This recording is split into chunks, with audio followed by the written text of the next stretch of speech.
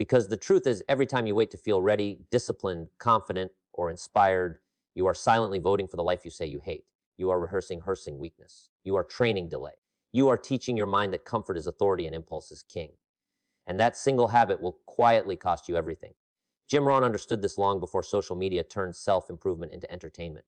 He understood that discipline is not an accessory to success. It is the foundation, not the kind of discipline that looks heroic, not the loud, cinematic discipline people brag about, but the invisible, boring, daily kind that shapes your identity while no one is watching. And here's the uncomfortable paradox. You've been avoiding discipline feels like punishment at first, but a lack of discipline is the most brutal punishment of all. You already know this. You just don't like to admit it. Every life you admire is built on a structure you don't see. Every calm mind, every strong body, every respected individual is the result of small, repeated decisions made under resistance. Not once, not occasionally, but relentlessly. And the reason most people never reach that point is because they keep negotiating with themselves. They wake up and ask, do I feel like it today? They look for permission from their emotions. They wait for clarity, for confidence, for certainty. Jim Rohn would have told you something brutally simple. Success is not something you pursue. It's something you attract by the person you become. And who you become is dictated by what you do when no one is forcing you. But there is a deeper, more dangerous truth we haven't touched yet. Discipline is not about forcing yourself to do hard things. It's about removing your right to negotiate. The moment you allow debate, you invite weakness. The moment you argue with yourself, you create two voices in your head, one that wants growth and one that wants comfort. And comfort is a persuasive liar. Look at history. The Stoics didn't wait to feel virtuous. They trained virtue through action. Marcus Aurelius didn't journal because he felt inspired. He journaled because he knew the mind decays without order. Machiavelli understood that power is not seized in moments of intensity, but accumulated through consistent positioning. Even ancient warriors knew that discipline and training was the price paid to avoid chaos and battle. Modern society has forgotten this. We worship feeling good instead of being effective. We chase motivation instead of building systems. And then we wonder why anxiety is rising, why confidence is fragile, why so many people feel lost despite having endless information. Jim Rohn used to say that we must all suffer one of two pains, the pain of discipline or the pain of regret. And regret is heavier. It arrives later, when it's too late to renegotiate. Discipline asks for a little every day. Regret asks for everything at once. Think about your daily routines, not your goals, not your dreams, your routines. That's where your real philosophy lies. What you eat, what you avoid, what you tolerate, what you postpone. Those are not small choices. They are votes for the person you are becoming. And here's what no one tells you: discipline is identity training. Every time you do the thing you said you would do, especially when you don't feel like it, you are teaching your nervous system who is in charge. You are telling your mind, I don't need permission from emotion. Over time, that creates a quiet, dangerous confidence, the kind that doesn't need validation. But there is a deeper, more dangerous truth we haven't touched yet. Most people don't fail because they lack ability. They fail because their standards are negotiable. They promise themselves things and break those promises daily. And each broken promise erodes self-trust. Eventually, they don't believe themselves anymore. Their own words carry no weight. That is psychological bankruptcy. Jim Rohn understood that self-respect is built through keeping small promises to yourself. Wake up when you said you would. Read when you said you would. Train when you said you would. Not because it's convenient, because it's who you are deciding to be. And here's the part that separates the few from the many. Discipline compounds. Just like money, just like habits, just like character. One disciplined action seems insignificant. 1,000 disciplined actions create an unshakable foundation. And once that foundation is built, life feels different, clearer, less reactive. You stop chasing motivation because you no longer need it. You move because it's time to move. You work because the work is scheduled. You rest because rest is intentional, not an escape. But there is a deeper, more dangerous truth we haven't touched yet. Discipline is freedom. That sounds backward to a generation obsessed with comfort. But look closely, a disciplined person can choose. The undisciplined person is trapped by mood, trapped by cravings, trapped by circumstances, trapped by other people's opinions. The disciplined mind is not loud, it's stable. It doesn't panic when things go wrong. It doesn't overreact to praise or criticism. It knows that results are delayed. That effort is often invisible. That consistency beats intensity every time. Jim Rohn didn't preach hustle. He preached responsibility. He believed that if you don't design your life, someone else will.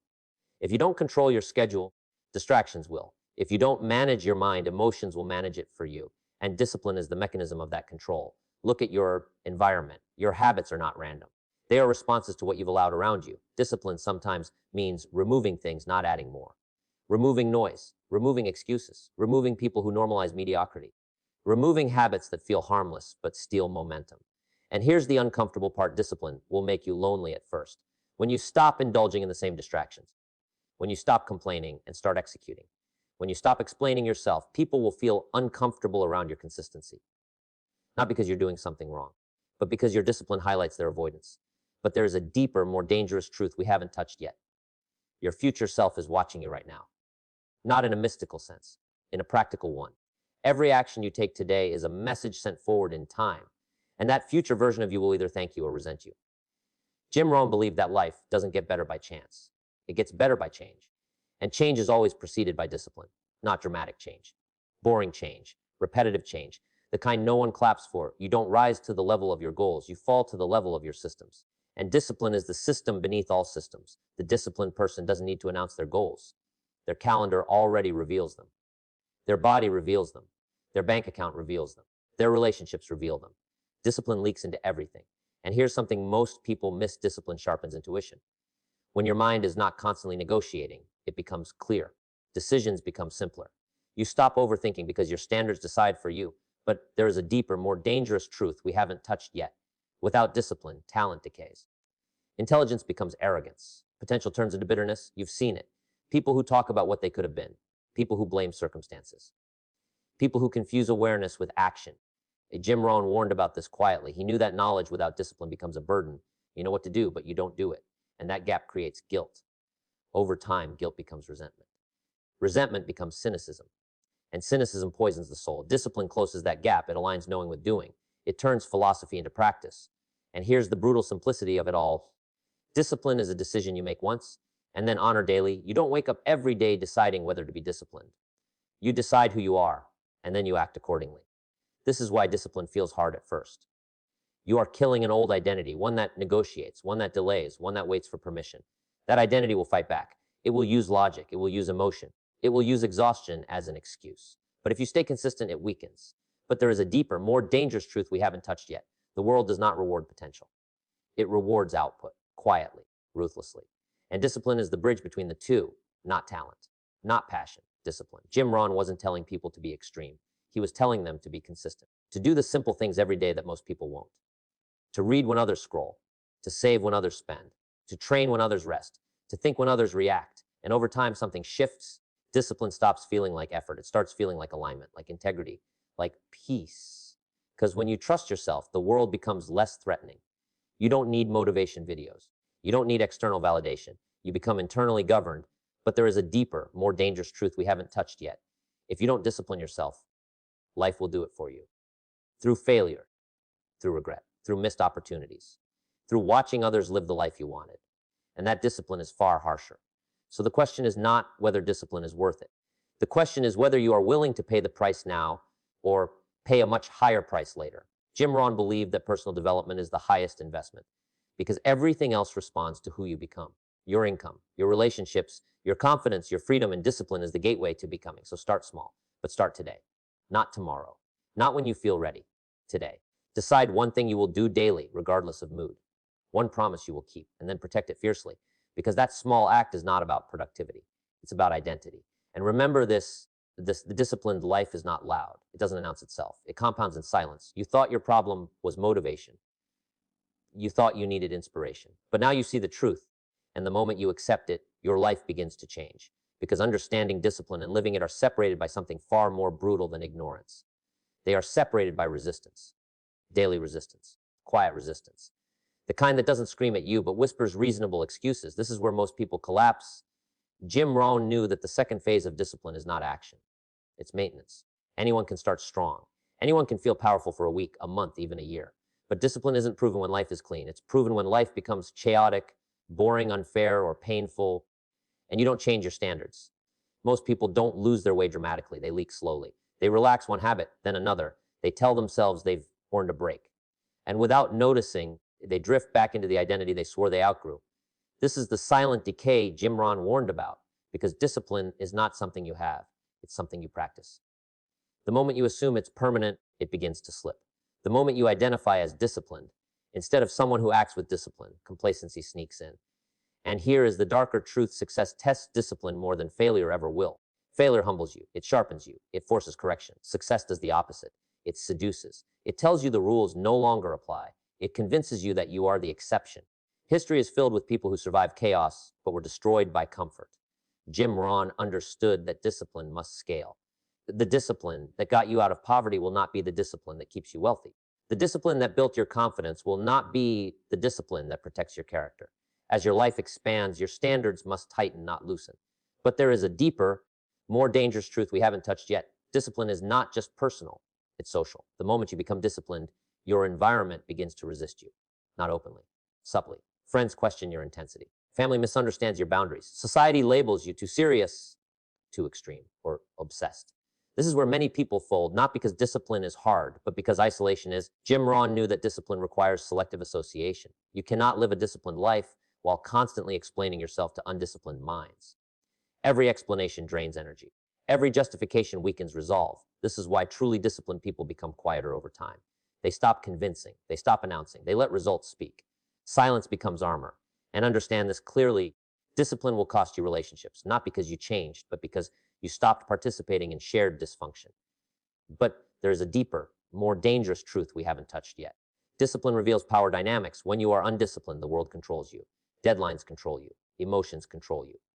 Other people's reactions control you. But the disciplined individual reverses this equation. They move first. They decide early. They are proactive, not reactive. Machiavelli would recognize this instantly. Power belongs to those who are predictable to themselves and unpredictable to others.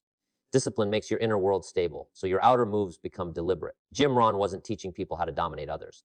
He was teaching them how to stop being dominated by their own impulses. Because self-control is the first form of power. And here's the brutal irony. People fear discipline because they think it will make life smaller. In reality, lack of discipline shrinks life. Discipline expands it. When your finances are disciplined, money stops controlling you. When your body is disciplined, aging slows its grip. When your mind is disciplined, anxiety loses its authority. Discipline doesn't restrict freedom. It creates it. But there is a deeper, more dangerous truth we haven't touched yet. Discipline exposes self-deception. Most people lie to themselves in small ways to preserve comfort. I'll start tomorrow. This doesn't really matter. I deserve this. Discipline strips those lies away. It forces brutal honesty. And honesty is painful. You begin to see where you've been lazy, where you've been avoiding responsibility, where you've been blaming circumstances for choices you refused to make. This confrontation is why many people quit discipline. They mistake clarity for cruelty. But Jim Rohn knew that clarity is mercy. Confusion is cruelty. When you see yourself clearly, you regain power. When you know exactly where you stand, you can move deliberately. Discipline is the lens that brings life into focus. And once that clarity sets in, something irreversible happens. You stop romanticizing the old you. You no longer miss chaos. You no longer envy reckless people. You no longer crave constant stimulation. You crave order, structure, precision. But there's a deeper, more dangerous truth we haven't touched yet. Discipline is preparation for pressure. Life will apply pressure, not once, repeatedly, through loss, through responsibility, through leadership, through aging. And when pressure arrives, you do not rise to the occasion, you fall to your training. The disciplined person does not panic under pressure because they have rehearsed discomfort voluntarily. Cold mornings, hard conversations, delayed gratification. They have trained the nervous system to endure. The undisciplined person collapses, not because the pressure is unbearable, but because they are unfamiliar with resistance. Jim Rohn believed that discipline is choosing your hardship, because hardship is inevitable. The question is whether it strengthens you or breaks you. And now we arrive at the final layer, the one almost no one talks about. Discipline is legacy, not the legacy of money, not the legacy of fame, the legacy of example. Your children will not remember your speeches. They will remember your habits, your tone, your consistency, your self-control. The people around you unconsciously calibrate themselves to your standards. Whether you like it or not, you are teaching someone how to live. Jim Rohn understood this. He knew that the disciplined life is contagious, not through preaching, but through presence. So this is where the choice becomes unavoidable. You can continue negotiating with yourself. You can continue waiting for motivation. You can continue rehearsing delay. Or you can decide once who you are, because the disciplined life does not begin with force. It begins with identity. You thought your problem was motivation. You thought you needed inspiration. But now you know the truth. And the moment you live it, you become dangerous in the quietest possible way.